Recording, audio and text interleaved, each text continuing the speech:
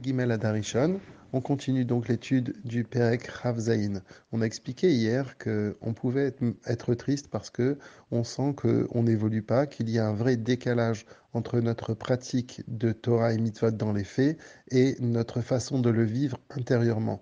Ce qui fait que, par exemple, on pourra avoir des pensées déplacées, ou bien avoir des plaisirs, ou bien ne pas progresser dans le fait de se raffiner soi-même par rapport à des mauvaises midotes que on pourrait avoir. Et ça pourrait nous rendre tristes. Alors, hier, Rabbi Shimon Zalman nous a dit que ça, c'était pas pertinent et que ça ne nous aidait pas à avancer.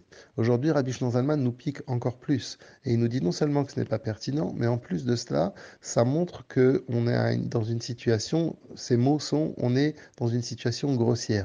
Qu'est-ce que ça veut dire?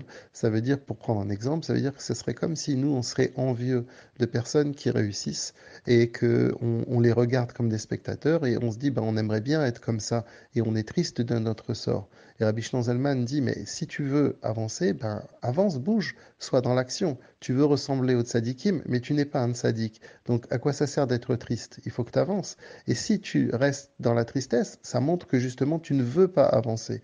Et c'est pas le derrière, c'est pas le chemin. Le chemin, c'est d'être dans l'action comme les Benoni. Un Benoni, c'est quelqu'un qui ne s'émeut pas de savoir que il a encore un Yetzer Hara, comme on l'a appris dans le Perek Yudbet. Il se dit pas, ben voilà, j'ai encore un Yetzer Hara et encore je dois repartir à l'ouvrage.